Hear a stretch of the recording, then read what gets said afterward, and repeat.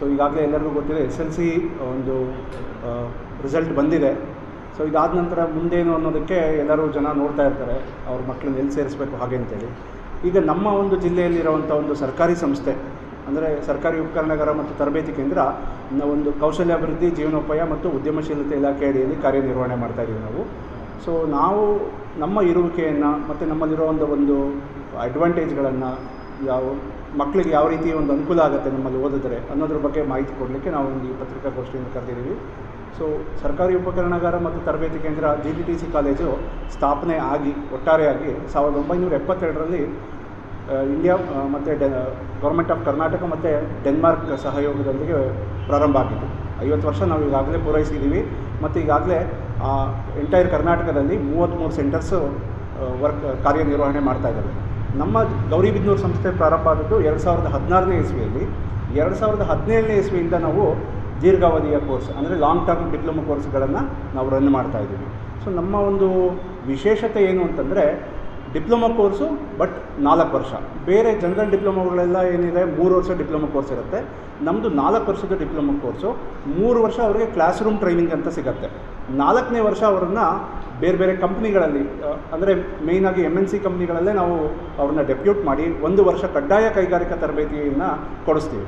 ಆ ಕಡ್ಡಾಯ ಕೈಗಾರಿಕಾ ತರಬೇತಿ ಮಾಡಬೇಕಾದ್ರೆ ಪ್ರತಿಯೊಬ್ಬ ವಿದ್ಯಾರ್ಥಿಗೂ ಕೂಡ ಕನಿಷ್ಠ ಇವತ್ತಿನ ಮಟ್ಟಿಗೆ ನಾವು ಹೇಳೋದಾದರೆ, ಅಂದರೆ ಈ ಬ್ಯಾಚಿನ ಮಟ್ಟಿಗೆ ನಾವು ಹೇಳೋದಾದರೆ ಕನಿಷ್ಠ 17,500ದಿಂದ 20,000ವರೆಗೂ ಅವ್ರಿಗೆ ಸ್ಟೈಪಂಡ್ ಸಿಗ್ತಾಯಿದೆ ಪ್ರತಿ ತಿಂಗಳು ಕೂಡ. ಅಂದರೆ 1 ವರ್ಷ ಟ್ರೈನಿಂಗಲ್ಲಿ ವಿದ್ಯಾರ್ಥಿ ಇನ್ನೂ ತನ್ನ ಒಂದು ಓದನ್ನು ಮುಗಿಸೇ ಇರೋದಿಲ್ಲ, ಅಂದರೆ ಟ್ರೈನಿಂಗ್ ಪೀರಿಯಡಲ್ಲೇ ಅವನಿಗೆ ಒಂದು ಸ್ಟೈಪಂಡ್ ಸಿಗುತ್ತೆ. ಇದು ನಮ್ಮ GTTCಯ ಒಂದು ವಿಶೇಷತೆ. ಇದಲ್ಲದೆ ಸೊ ನಮ್ಮ ಇನ್ಫ್ರಾಸ್ಟ್ರಕ್ಚರ್ ನೋಡಿದ್ರೆ ಒಂದು ಇಂಜಿನಿಯರಿಂಗ್ ಕಾಲೇಜಿಗೆ ಏನು ಇನ್ಫ್ರಾಸ್ಟ್ರಕ್ಚರ್ ಬೇಕು ಅದಕ್ಕಿಂತ ಹೆಚ್ಚಿನ ಮಟ್ಟದಲ್ಲೇ ಒಂದು ಗುಣಮಟ್ಟದ ತರಬೇತಿಯನ್ನು ಕೊಡಲಿಕ್ಕೆ ಬೇಕಾದಂಥ ಎಲ್ಲ ರೀತಿಯ ಮೆಷಿನರೀಸ್ ಆಗ್ಬೋದು, ಎಕ್ವಿಪ್ಮೆಂಟ್ಸ್ ಆಗ್ಬೋದು, ಸರ್ಕಾರ ನಮಗೆ ವ್ಯವಸ್ಥೆ ಮಾಡಿಕೊಟ್ಟಿದೆ. ಸೊ ಈ ನಿಟ್ಟಿನಲ್ಲಿ ನೋಡಿದಾಗ ಮಕ್ಕಳಿಗೆ ಒಂದು ಗುಣಮಟ್ಟದ ಕೌಶಲ್ಯ ಆಧಾರಿತ ಶಿಕ್ಷಣ ಸಿಗಲಿಕ್ಕೆ ಸಹಕಾರಿ ಆಗೋ ರೀತಿಯಲ್ಲಿ GTTC ಕಾರ್ಯನಿರ್ವಹಣೆ ಮಾಡ್ತಾಯಿದೆ ಎಂಟೈರ್ ಕರ್ನಾಟಕದಲ್ಲಿ. ಈಗ ನಾವು ಏನು ನಮ್ಮಲ್ಲೀಗ ಕೇವಲ 3 ಕೋರ್ಸ್ ನಾವು ರನ್ ಮಾಡ್ತಾಯಿದ್ದೀವಿ. Diploma in tool and dye making ಆಗ್ಬೋದು, ಡಿಪ್ಲೊಮೊ ಇನ್ ಪ್ರೆಸಿಷನ್ ಮ್ಯಾನುಫ್ಯಾಕ್ಚರಿಂಗು ಮತ್ತು ಡಿಪ್ಲೊಮೊ ಇನ್ ಮೆಕಾಟ್ರಾನಿಕ್ಸು. ಒಟ್ಟಾರೆಯಾಗಿ ನಮ್ಮಲ್ಲಿ 150 ಸೀಟ್ಗಳಷ್ಟೇ ಇರುವಂಥದ್ದು. ಈ ವರ್ಷದ ಪ್ರವೇಶ ಪ್ರಕ್ರಿಯೆ ಯಾವ ರೀತಿಯಲ್ಲಿದೆ ಅಂತಂದರೆ, ಮೊದಲು ಅವರು ಬಂದು ನಮ್ಮಲ್ಲಿ ಆನ್ಲೈನಲ್ಲಿ ಅಪ್ಲೈ ಮಾಡಬೇಕಾಗತ್ತೆ. ಅವರು ನೇರವಾಗಾದರೂ ಬಂದು ಅಪ್ಲೈ ಮಾಡ್ಬೋದು, ಅಥವಾ ಅವರೇ ಕೂಡ ವೆಬ್ಸೈಟ್ಗೆ ಹೋಗಿ ಅಪ್ಲೈ ಮಾಡಬಹುದು. 15ನೇ ತಾರೀಕು ಲಾಸ್ಟ್ ಡೇಟ್ ಇರುತ್ತೆ. ಅದು ಮೊದಲನೇ ಹಂತದ ಪ್ರಕ್ರಿಯೆ. ಅದಾದ ನಂತರ ಅವ್ರಿಗೆ 20ನೇ ತಾರೀಕೊಳಗಡೆ ಮೊದಲನೇ ಮೆರಿಟ್ ಲಿಸ್ಟನ್ನು ಬಿಡ್ತಾರೆ. ಸೊ ಮೆರಿಟ್ ಕಮ್ ರೋಸ್ಟರ್ ಸಿಸ್ಟಮಲ್ಲಿ ಮೊದಲನೇ ಹಂತದಲ್ಲಿ ಸೀಟ್ಗಳು ಅಲಾಟ್ಮೆಂಟ್ ಆಗುತ್ತೆ. ಮುಂಚೆ ಎಲ್ಲ ನಾವು KEAಗೆ ಹೋಗ್ತಾಯಿದ್ವಿ, ಬಟ್ ಈ ಸತಿ ನಮ್ಮದೇ ಸೆಪ್ರೇಟ್ ಓನ್ ಸಾಫ್ಟ್ವೇರ್ ವತಿಯಿಂದ ನಾವು ಒಂದು ಪ್ರವೇಶ ಪ್ರಕ್ರಿಯೆಯನ್ನು ಮಾಡ್ತಾಯಿದ್ದೀವಿ.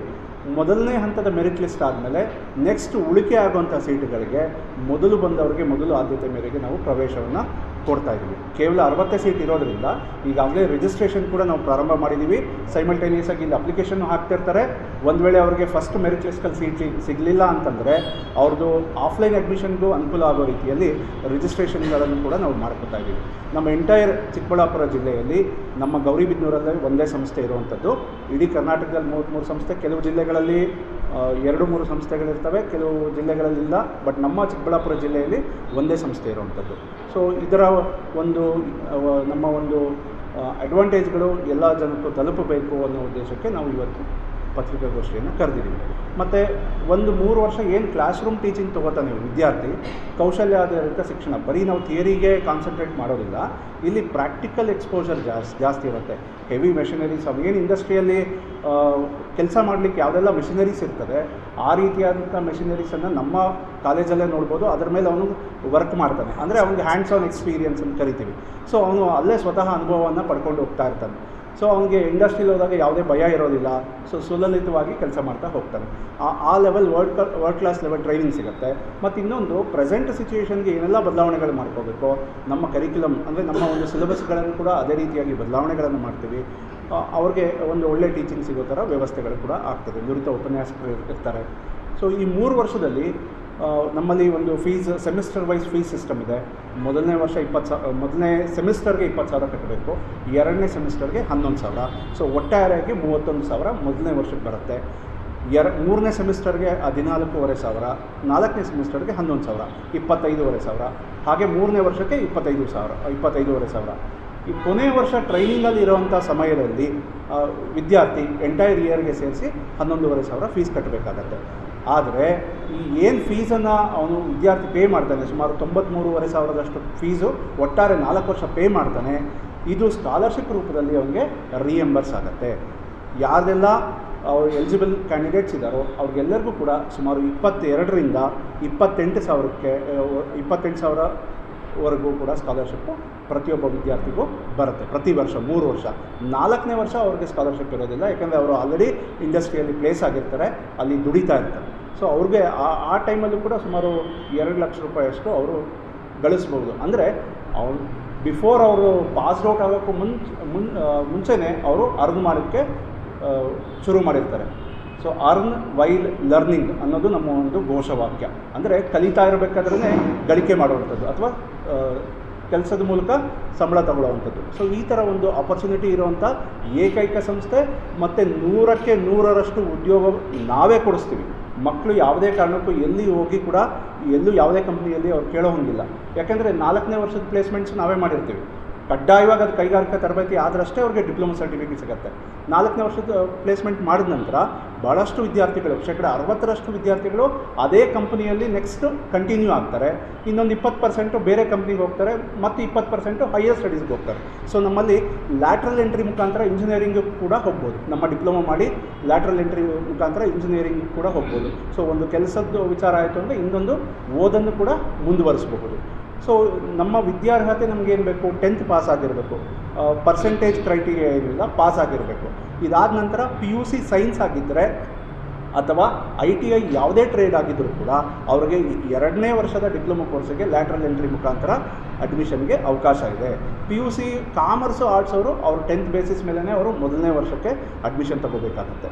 ಸೊ ನಮ್ಮಲ್ಲಿ ಇವಾಗ 1ನೇ ವಿಭಾಗ ಏನಾಯಿತು, ಅವ್ರಿಗೆ ಕೆಲಸದ್ದು ಆಗುತ್ತೆ. ನೆಕ್ಸ್ಟು ಅದಾದ ನಂತರ ಓದಿದ ನಂತರ ಅವ್ರು ಹೈಯರ್ ಸ್ಟಡೀಸ್ಗೂ ಹೋಗ್ಬೋದು. ಇನ್ನೂ ಒಂದು ವಿಂಗ್ ಹೊಸದಾಗಿ ನಮ್ಮಲ್ಲಿ ಪ್ರಾರಂಭ ಭಾಳ ವರ್ಷಗಳಿಂದ ಇದೆ. ಅದೇನಂತಂದರೆ ಒಬ್ಬ ವಿದ್ಯಾರ್ಥಿಯನ್ನು ನಾವು ವಿಶ್ವಮಟ್ಟದ ಸ್ಕಿಲ್ ಟ್ರೈನಿಂಗನ್ನು ಕೊಡಲಿಕ್ಕೆ ತಯಾರು ಮಾಡುವಂಥದ್ದು. ಅಂದರೆ ವಿಶ್ವಮಟ್ಟದ ಕೌಶಲ್ಯ ಸ್ಪರ್ಧೆಗಳು ನಡೀತಾ ಇರ್ತದೆ. ಪ್ರತಿ 2 ವರ್ಷಕ್ಕೊಮ್ಮೆ ಕೌಶಲ್ಯ ಸ್ಪರ್ಧೆ ನಡೆಯುತ್ತೆ ವಿಶ್ವಮಟ್ಟದಲ್ಲಿ. ಸೊ ಅದಕ್ಕೆ ನಾವು ತಯಾರಿಯನ್ನು ಮಾಡ್ತೀವಿ. ನೀವೆಲ್ಲ ನೋಡ್ಬೋದು, ಈ 1ನೇ ಶೀಟಲ್ಲಿ ಹಿಂದೆ ಇರೋವಂಥ ವಿದ್ಯಾರ್ಥಿಗಳು ನಮ್ಮ ಗೌರಿಬಿದನೂರು ಸಂಸ್ಥೆಯ ವಿದ್ಯಾರ್ಥಿಗಳು ಕಳೆದ ಸಲಿಯ ರಾಷ್ಟ್ರಮಟ್ಟದ ಕೌಶಲ್ಯ ಸ್ಪರ್ಧೆಯಲ್ಲಿ 4 ಜನ ಪ್ರೈಸನ್ನು ವಿನ್ ಆಗಿದ್ದಾರೆ. ಅಂದರೆ ಒಬ್ಬ ವಿದ್ಯಾರ್ಥಿ ಧನುಷ್ ಅನ್ನುವ ವಿದ್ಯಾರ್ಥಿ ಸಿಲ್ವರ್ ಮೆಡಲ್ ತೊಗೊಂಡಿದ್ದಾನೆ, ಭರತ್ ಮತ್ತು ಗಿರಿಪ್ರಸಾದ್ ಬ್ರಾಂಜ್ ಮೆಡಲ್ ತೊಗೊಂಡಿದ್ದಾರೆ, ಪವನ್ ಅನ್ನುವ ವಿದ್ಯಾರ್ಥಿ ಮೆಡಲಿಯನ್ ಆಫ್ ಎಕ್ಸಲೆನ್ಸ್. ಇಡೀ GTTCಗೆ 14 ಮೆಡಲ್ ಬಂದಿದ್ದಾವೆ ಕಳೆದ ರಾಷ್ಟ್ರಮಟ್ಟದ ಸ್ಪರ್ಧೆಯಲ್ಲಿ. ಆ 14 ಮೆಡಲ್ಗಳಲ್ಲಿ 4 ಮೆಡಲ್ ಗೌರಿಬಿದನೂರು ಸಂಸ್ಥೆಗೆ ಬಂದಿದೆ ಅಂತ ಹೇಳೋಕ್ಕೆ ನಾನು ಸಂತೋಷ ಪಡ್ತಾ ಇದ್ದೀನಿ.